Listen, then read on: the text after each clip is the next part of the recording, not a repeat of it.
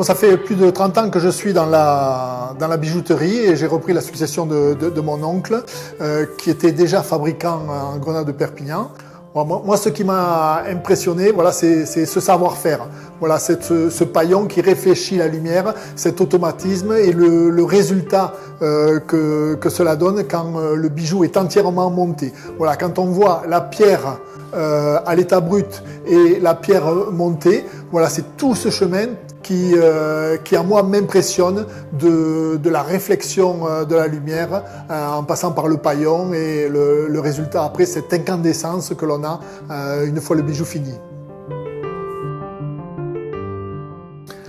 Les bijoux en grenade, depuis le temps qu'ils existent, voilà, on les a adaptés à nos clients. Et que ce soit pour dames où on a modernisé toutes nos lignes, ou même pour hommes, voilà, maintenant on crée de plus en plus de bijoux en grenade de Perpignan pour hommes, pour les jeunes comme moi porter des bijoux représentatifs. J'ai eu pendant 3 ans une jeune fille, une apprentie vendeuse en alternance.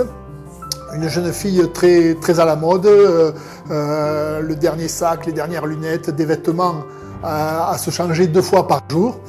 Mais il y avait une constante dans l'apparence de cette jeune fille. Elle avait toujours un pendentif en grenade de Perpignan que sa grand-mère lui avait donné. C'était un soleil avec un grenat rond au centre.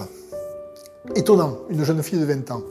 Non seulement c'est un bijou qui a une valeur économique, hein, c'est de l'or, c'est une pierre fine, mais c'est aussi un bijou qui a une valeur sentimentale, affective, patrimoniale. Voilà, c'est vraiment un lien entre les générations et c'est vraiment un lien avec le territoire. Donc voilà l'importance du grenat de Perpignan et comme on dit à la Saint-Éloi, bisque el granat de Perpignan.